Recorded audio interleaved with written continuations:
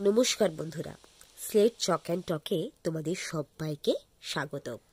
আজ আমি সুকুমার সেনের লেখা কালকেতু ও ফুল্লরার উপাখ্যান এই গল্পটি তোমাদের কাছে পাঠ করে শোনাব। কিন্তু তার আগে আমি কালকেতু কে ছিলেন সে বিষয়ে একটু ছোট্ট গল্প তোমাদের কাছে বলছি। কালকেতুর আখ্যান শুরু হয় নীলাম্বরের জন্ম দিয়ে, যিনি স্বর্গে শিবের একজন শিষ্য ছিলেন। নীলাম্বর স্বর্গে বেশ সুখে দিন কাটাচ্ছিলেন। শিবের পুজোতে মনোনিবেশও করছিলেন নিজেকে। কিন্তু দেবীর চণ্ডী ইচ্ছে হয়েছিল পৃথিবীতে তার পুজো প্রচারের। কিন্তু কে করবে তার পুজো প্রচার? চণ্ডী এ কাজে নীলাম্বরকে মনে মনে মনোনীত করলেন। তিনি তার স্বামী শিবকে বললেন, নীলাম্বরকে পৃথিবীতে পাঠিয়ে দাও, সে পৃথিবীতে আমার পুজো প্রচার করবে। শিব বললেন, বিনা অপরাধে আমি কি করে তাকে স্বর্গ থেকে বিদায় দিই? চণ্ডী মা তখন মনে মনে পরিকল্পনা আঁটলেন যে তিনি নীলাম্বরকে পাঠাবেনই। একদিন শিব পুজোর জন্যে বাগানে ফুল তুলছিল নীলাম্বর।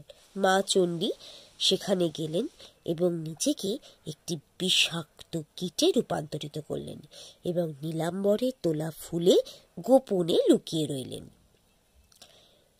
ঘনিয়ে এলো নীলাম্বরের স্বর্গ থেকে বিদায়ের দিন। নীলাম্বর ফুল দিয়ে শিব পুজো করতে গেলে ফুলের মধ্যে থেকে লুকিয়ে থাকা কীট শিবকে দংশন করল। কীটের কামড়ে শিউরে উঠলেন মহাদেব এবং অভিশাপ দিলেন নীলাম্বরকে, যাও পৃথিবীতে গিয়ে জন্ম নাও ব্যাধ হয়ে। শিবের অভিশাপে দেবতা নীলাম্বরের সব দেবত্ব বিলীন হয়ে গেল। বেচারির নিজের কোনো অপরাধ ছিল না, তবুও দৈব দয়ায় তাকে চলে আসতে হলো কষ্ট ভরা পৃথিবীতে। তিনি জন্ম নিলেন ধর্মকেতু নামক এক ব্যাধের পুত্র হয়ে। অন্যদিকে তার স্ত্রী ছায়াও চলে এলো পৃথিবীতে অন্য এক ব্যাধের কন্যা হয়ে। নীলাম্বরের নাম হলো কালকেতু আর ছায়ার নাম হলো ফুল্লরা। এরপর আমি সুকুমার সেনের কালকেতু ও ফুল্লরার উপাখ্যান এই গল্পটি তোমাদের কাছে পাঠ করে শোনাচ্ছি। কালকেতু সুদরিদ্র ব্যাধের ঘরের সন্তান। নিজেও ব্যাধ বৃত্তি করে কষ্টে শিষ্টে জীবিকা নির্বাহ করে। পিতামাতার মৃত্যুর পর সংসার বলতে নিজে এবং স্ত্রী ফুল্লরা। ফুল্লরা যেমন বুদ্ধিমতী তেমনি গৃহকর্মে নিপুণা। স্বামী বনের পশু মেরে গৃহে আনে, স্ত্রী মাথায় বয়ে লোকের ঘরে ঘরে হাটে ও বাজারে সেই মাংস বিক্রি করে আসে। কেউ বা নগদ কড়ি দিয়ে কেনে, কেউ বা ধারে। এই দরিদ্র দম্পতির ওপর মঙ্গলচণ্ডী দেবীর অনুকম্পা হল। তিনি স্থির করলেন এদের দিয়ে পৃথিবীতে আপন মাহাত্ম্য প্রচার করবেন। একদিন কালকেতু মৃগয়ায় গিয়ে কিছুই পেল না। অনেক কষ্টে একটা স্বর্ণকাণ্ড গধিকা জীবিত অবস্থায় ঘরে নিয়ে এলো।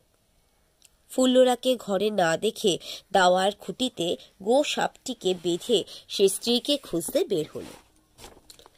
কালকেতু দরজা পার হওয়া মাত্র দেবী 16 বছরের বালিকার রূপ ধরে বসলেন। ফুল্লরা গিয়েছিলেন সখী গৃহে এক শির খুদ ধার করে আনতে। সে অন্য পথে গিয়ে ঘুরে এসে এই দৃশ্য দেখে বিস্ময়ে হতবাক। বিস্ময় দমন করে বালিকার পরিচয় জিজ্ঞাসা করে জানল যে তার পতি বৃদ্ধ ও উদাসীন। তার উপর কলহপ্রিয়া সতীনের উপদ্রব। সেজন্য তিনি গৃহ ত্যাগ করে বনে বনে ফিরছিলেন। এমন সময় ব্যাধ কালকেতু তাকে নিজ গুণে বেঁধে গৃহে নিয়ে এসেছে।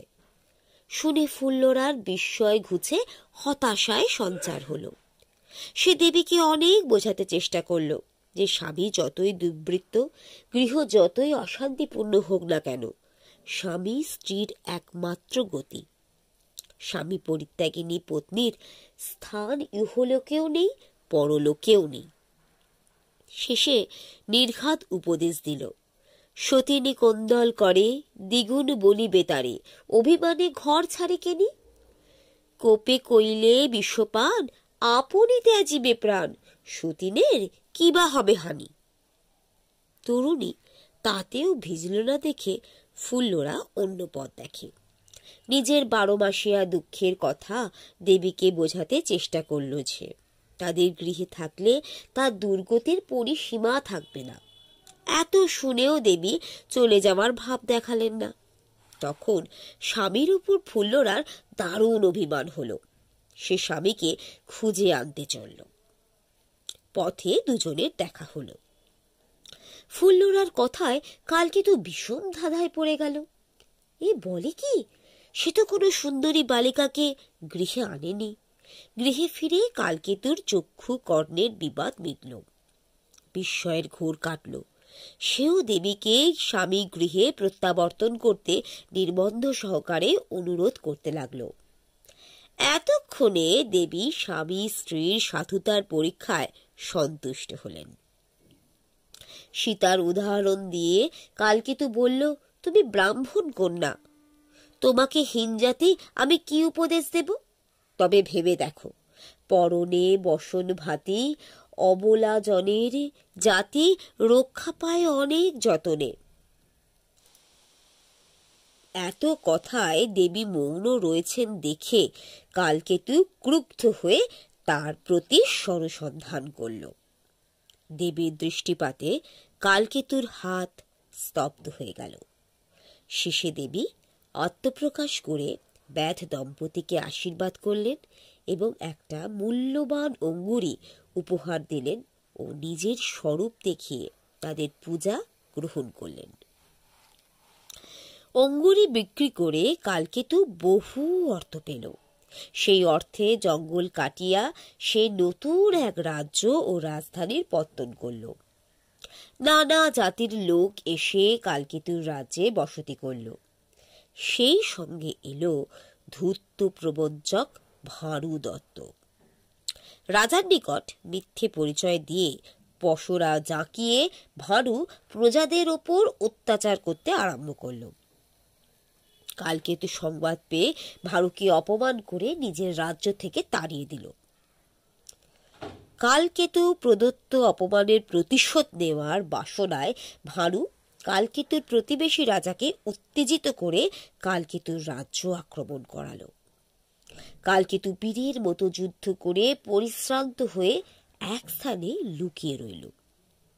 ভানুদত্ত ছলনা করে ফুল্লরার নিকট থেকে গুপ্ত স্থান জেনে নিয়ে রাজাকে বলে দিল। কালকেতু বন্দী হয়ে কারাগারে নিক্ষিপ্ত হল। কারাগারে অশেষ নির্যাতনে পড়ে কালকেতু দেবী চণ্ডীকে স্মরণ করতে লাগল।